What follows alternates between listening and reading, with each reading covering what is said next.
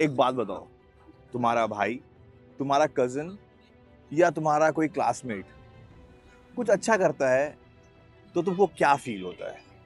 जब वो लाइफ़ में कुछ आगे बढ़ जाता है, कुछ ऐसा करता है जो तुमने उससे कभी एक्सपेक्ट नहीं किया था क्योंकि क्लास में हमेशा तुम उससे आगे थे। हमेशा बचपन से अपने एकेडमिक्स में, अपने स्पोर्ट्स में उससे आगे थे। लेकिन तुमने रियलाइज़ किया कि वो बंदा तुम्हें एक दिन फ़ोन करता है और कहता है कि यार मेरा ये हो गया। तुम उसे कांग्रेचुलेट भी करते हो। But at the same time दिल के किसी कोने में ऑटोमैटिकली बुरा सा लगता है ना? सबको लगता है। तुम कोई अकेले नहीं हो। हर किसी को ऐसा लगता है। और तुम्हें अगर सच में ये बहुत ज़्यादा लगता है, तो वीडियो तुम्हारे लिए है।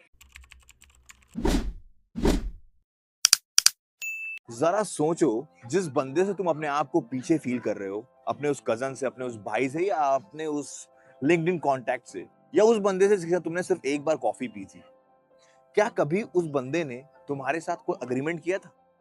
कोई ऐसा एग्रीमेंट जिसमें उसने ये कहा था तुमसे कि हम कुछ कॉम्पिटिशन करते हैं? नहीं ना? ऐसा कोई एग्रीमेंट तुम्हारे साथ कभी भी नहीं हुआ था, राइट? ये तुमको भी पता है और वो उसको भी पता है। और जिस इंसान से तुम अपने आप को पीछे फ़ील कर रहे हो, वो रेस जो तुमने शुरू की है, उस रेस में शायद वो है भी नहीं और शायद वो बंदा कि रेस में होगा लेकिन वो किसी और के साथ रेस में होगा और तुम उस रेस में भाग रहे हो जिस रेस में वो है ही नहीं, जिसे तुम कम्पीट कर रहे हो। ना कोई एग्रीमेंट है, ना कोई रेस है, तो फिर तुम कैसे डिसाइड कर सकते हो कि ये रेस में तुम पीछे रह गए? ये गलत है ना? शायद तुम अपने आप के साथ गलत कैलकुलेशन कर रहे हो। ये बिल्कुल गलत कैलकुलेशन। जो रेस है ही नहीं, उसमें तुम पीछे कैसे हो सकते हो? एक ना मैं प्योरली इंडियन पर्सपेक्टिव देना चाहता हूँ। बेसिकली ये शायद कोई और लोग रिलेट नहीं कर पाएँगे, इसलिए मैं स्पेसिफिकली इंडियन पर्सपेक्टिव देना चाहता हूँ।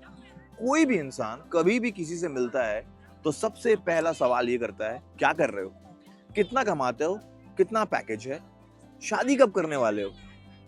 सिर्फ ये एक टिपिकल क्वेश्चन जो हर इंसान मिलने के बाद इंसान से पूछता है, राइट? तुमने एक्सपीरियंस किया होगा ना? मैंने भी किया है। तो ये टिपिकल थिंग है। अब इसमें होता क्या प्रॉब्लम? एक फ्रेमवर्क बन जाता है। वो फ्रेमवर्क ना सिर्फ और सिर्फ उस पैरामीटर पे बन जाता है जिसमें हर इंसान को वो चेकलिस्ट पूरा करना पड़ता है।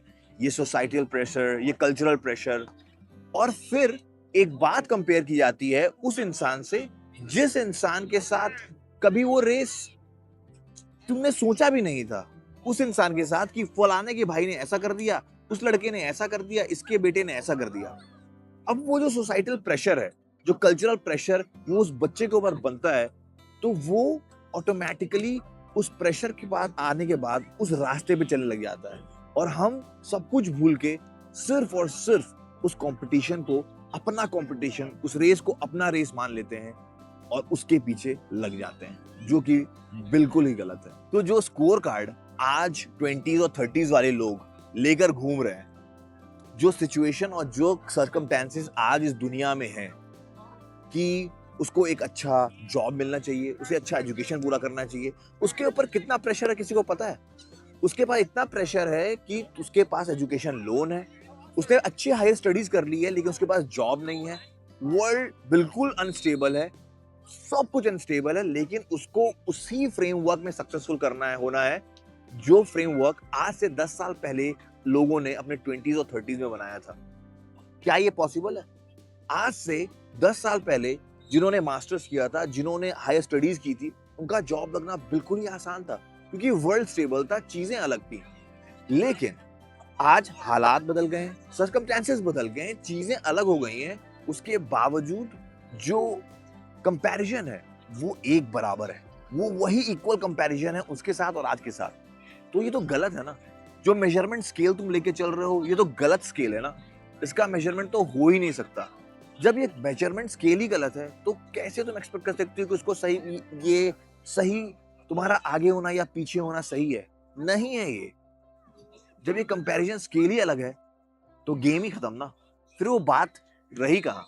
मैं ये नहीं कह रहा हूँ कि तुम्हारा दर्द फेक है या जो तुम सोच रहे हो, जो फील कर रहे हो ये गलत है। बिल्कुल नहीं कह रहा हूँ। मैं बस ये कह रहा हूँ, तुम जो कंपैरिजन कर रहे हो जिस स्टैंडर्ड के साथ, जिस सर्कमस्टेंसेस के साथ, वो गलत है।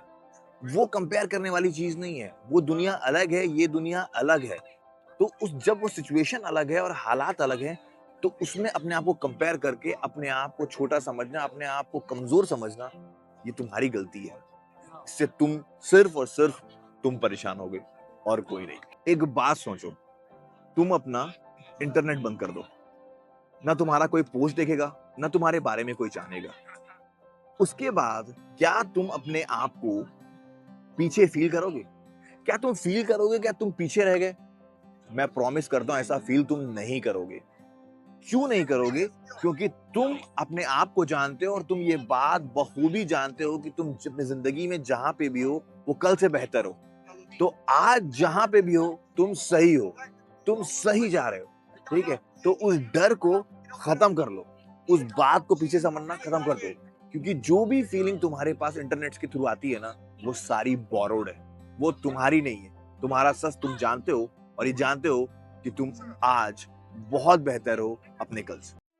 तो अगर इस वीडियो को देख के तुमको ऐसा लगता है कि तुमने कुछ मीनिंग फाइंड किया है, तो शेयर करो अपने उस फ्रेंड के साथ जिस बंदे ने जो बंदा ऐसा फील कर रहा है, जो अपने आप को पीछे फील कर रहा है, जो अपने आप को अंडर कॉन्फिडेंट फील कर रहा है।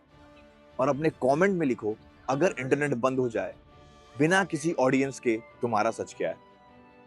आई नो ऐसे कंटेंट तुम्हें जरूर पसंद आ रहा होगा, और अगर मेरा ये कंटेंट तुम्हें पसंद आ रहा है तो मेरे चैनल को लाइक करो, शेयर करो, सब्सक्राइब करो और अपने फ्रेंड्स के साथ शेयर करो। तो मिलते हैं नेक्स्ट वीडियो में। Keep watching and सॉस्ट।